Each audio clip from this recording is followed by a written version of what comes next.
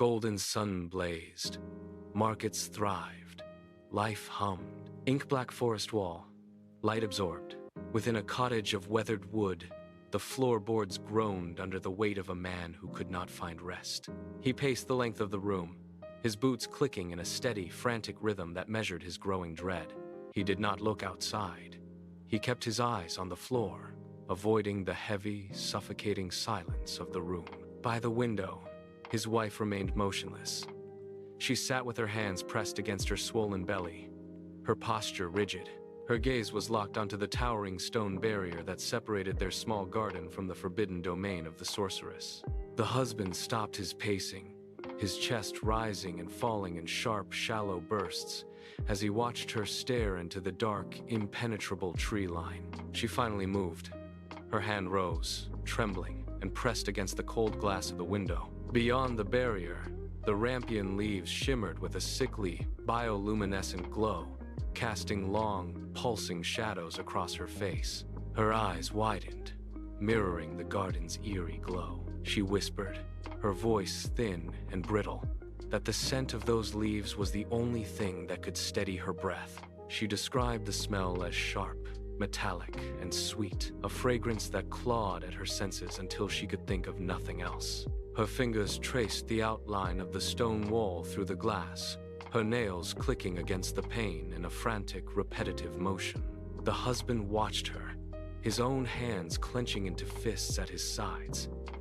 He saw the way she leaned into the cold barrier. He turned toward the door, his jaw set, and reached for the latch. The door creaked open, and he stepped into the biting night air. The garden was silent, save for the distant, rhythmic rustle of leaves. He moved toward the stone barrier, his boots sinking into the damp earth of the flower bed. Up close, the wall loomed higher, a jagged mass of gray rock that seemed to absorb the moonlight. He gripped the first ledge, his palms scraping against the rough, uneven masonry. He pulled himself up, his muscles straining against the cold stone. Halfway to the top, a loose rock shifted under his left boot, sending a spray of grit tumbling into the darkness below. He froze, his fingers digging into a narrow crevice, his heart hammering against his ribs like a trapped bird. He held his breath, waiting for a sound from the other side, but the forest remained unnervingly still. He forced his weight upward, his knuckles white, his breath coming in ragged gasps. He hauled his body over the final jagged edge and dropped silently onto the soft, mossy ground of the forbidden garden. The air here was different, thicker, smelling of damp earth and something metallic. He stood, his knees shaking, and looked toward the center of the clearing. There, pulsing with that same unnatural bioluminescent light, the rampion leaves swayed in the dark, waiting for his blade. He knelt in the dirt, the soil cool and damp beneath his palms. He pulled his knife from his belt, the steel catching the faint, pulsing glow of the leaves. He reached out, his fingers brushing the stems, and began to cut. The first leaf fell, then the second, each slice quiet and precise. He worked quickly, his eyes darting between the patch and the surrounding trees. He stuffed the greens into his sack, the fabric rustling loudly in the unnatural quiet. Then, the air changed. The warmth of the night vanished, replaced by a sudden biting frost that turned his breath into white plumes. He stopped, his hand hovering over a thick cluster of stalks. The ground beneath him seemed to vibrate, a low hum resonating through his boots. He looked up, searching for a source, but the forest was a wall of black.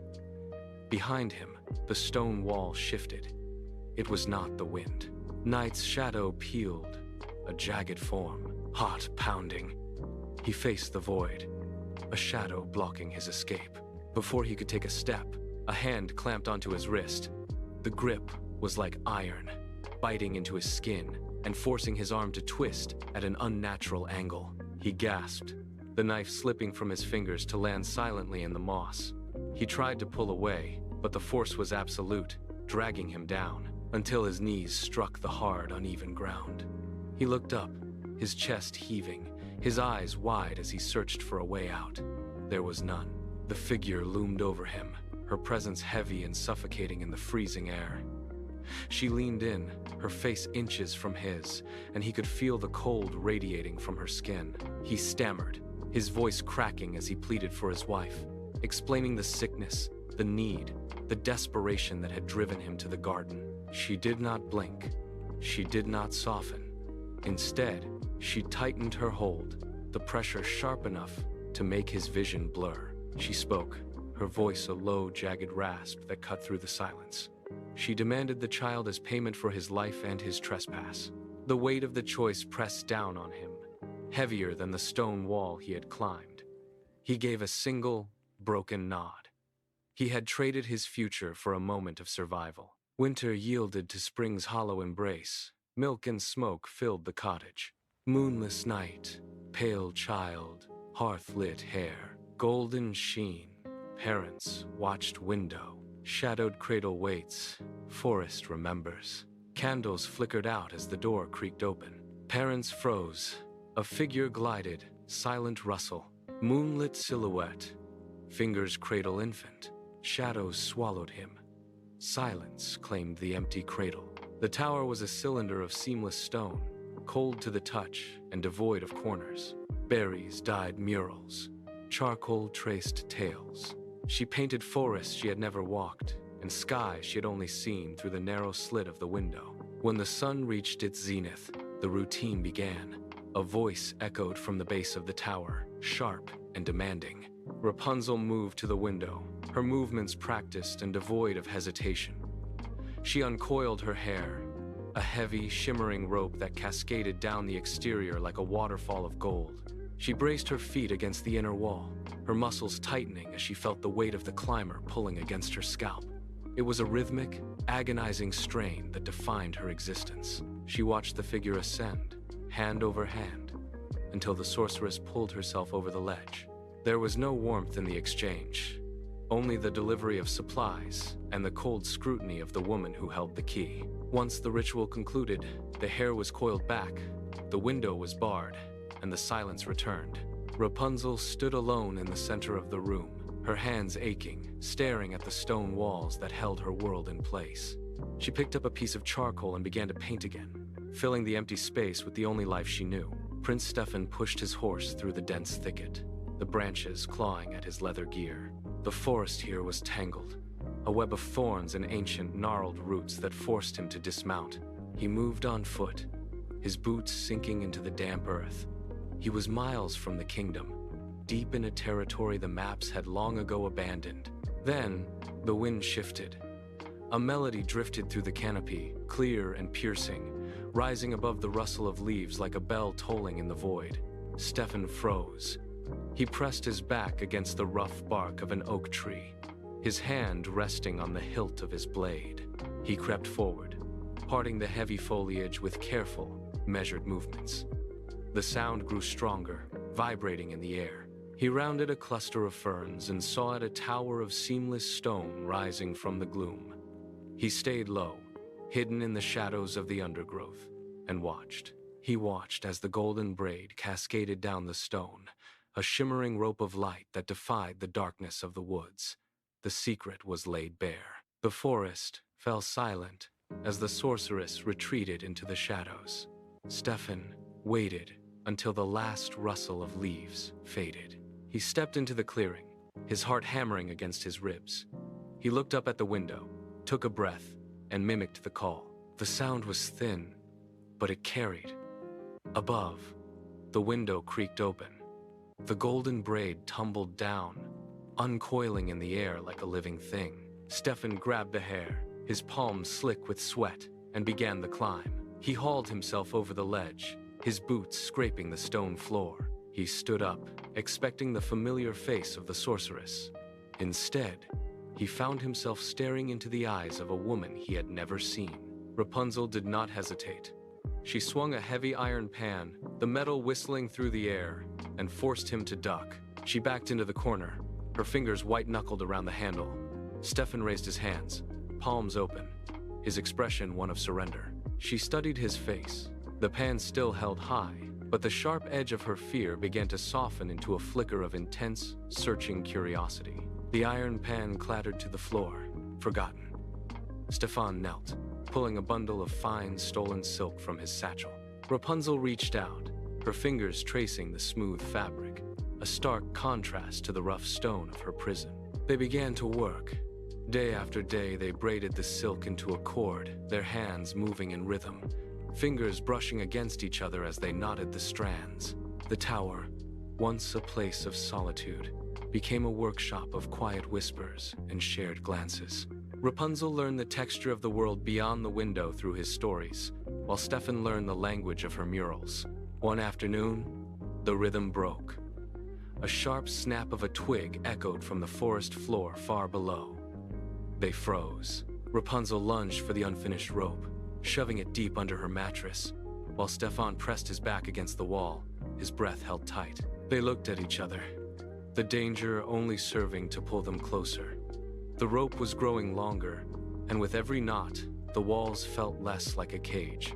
The routine was absolute. Gothel arrived at the base of the tower, her voice cutting through the morning mist. Rapunzel uncoiled the golden braid, the weight of the sorceress pulling against her scalp as she hauled her upward. It was a familiar, grinding labor. As Gothel climbed over the ledge, her boots hitting the stone floor with a sharp click, Rapunzel wiped the sweat from her forehead. She stood up, her muscles aching from the strain. She looked at the sorceress, her mind still lingering on the secret work she had shared with Stefan. Without thinking, she let the words fall. "You are so much heavier than the prince," she remarked, a casual observation of the physical difference. The room went cold. Gothel froze mid-step. She did not turn around immediately, but the air in the tower thickened, turning stagnant and heavy. Gothel's shoulders shifted, her posture hardening into something predatory.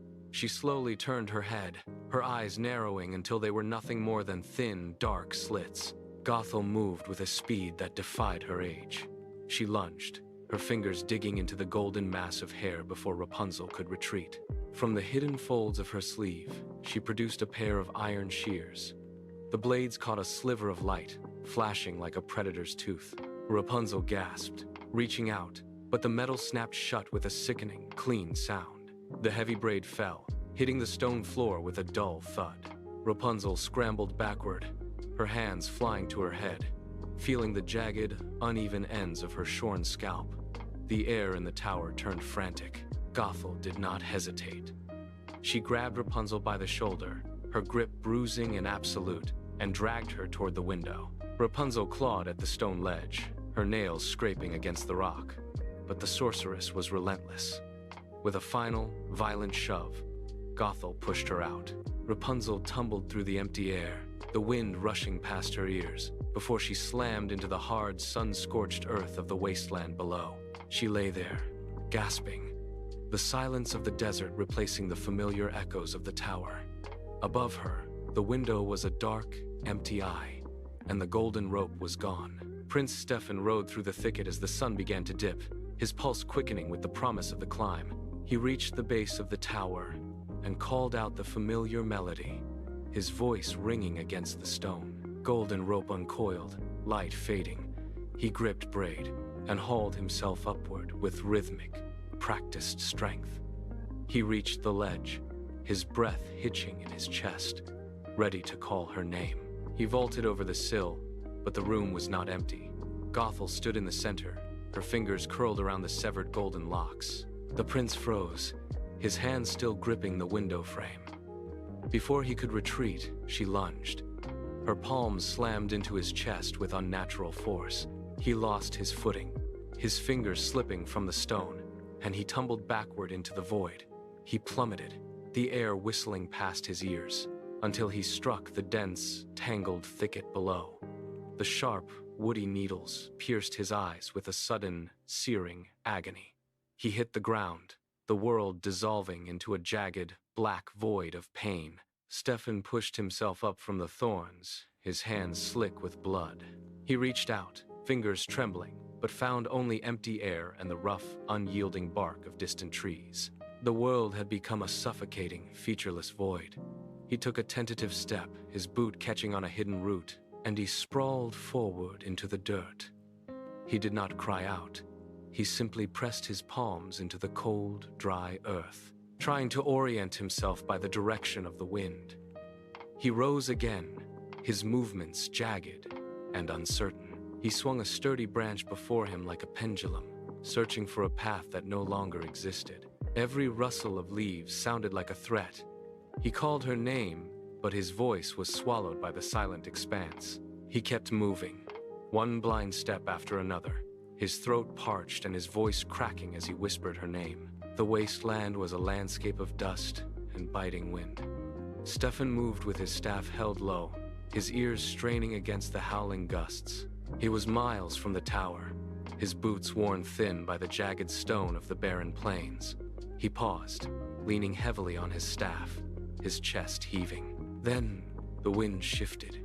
A sound cut through the dry air. It was a hum, soft and melodic, rising above the grit of the desert. Stefan straightened, his head snapping toward the direction of the vibration. He took a step, then another, his pace quickening despite the uneven ground. He tripped over a rock, his staff clattering away, but he did not stop. He crawled forward, his hands scraping against the sun-baked earth. The humming grew louder, more distinct, until it was right before him. He reached out, his fingers brushing against fabric. A gasp broke the silence. Two hands caught his shoulders, steadying him. He felt the warmth of another person, a stark contrast to the cold, dead air of the wasteland. He tilted his head, his sightless eyes fixed on the sound. Then, he felt the moisture. A drop landed on his cheek, followed by another. The liquid seeped into the jagged scars, cool and heavy. Stefan flinched as a sharp, electric tingle raced across his eyelids. He blinked, the movement stiff and painful. For a heartbeat, the darkness remained absolute. Then, a pinprick of light pierced the void. It widened, fracturing the blackness into jagged shards of gray and gold. He gasped, his hands gripping the shoulders of the person before him. The blur shifted, coalescing into the familiar lines of a face. The harsh, sun-scorched horizon sharpened into focus. The dust motes dancing in the air, the texture of the earth becoming visible.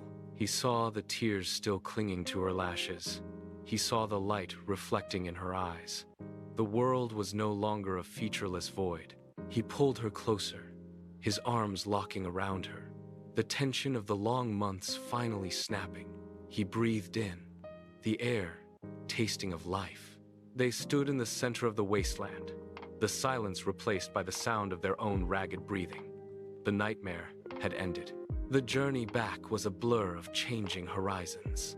As the kingdom walls rose from the plains, the gates groaned open. Guards stood frozen, spears lowered. As the pair approached, Stefan walked with his head held high, his hand firmly gripping hers. They moved through the main square, the cobblestones echoing under their boots. People stopped. Conversations died. A hush rippled through the crowd as they recognized the features of the long-lost daughter. At the palace entrance, the husband and wife stood waiting. The wife stepped forward, her hands shaking as she reached out. Rapunzel stopped, her fingers moving to the golden locket resting against her chest. She unclasped it, holding the metal out. The wife gasped, her thumb tracing the familiar engraving on the surface. She collapsed forward, pulling Rapunzel into a desperate embrace. The husband joined them, his arms wrapping around both. A roar of sound erupted from the surrounding crowd, cheers, shouts, and the frantic tolling of bells. The heavy tension shattered.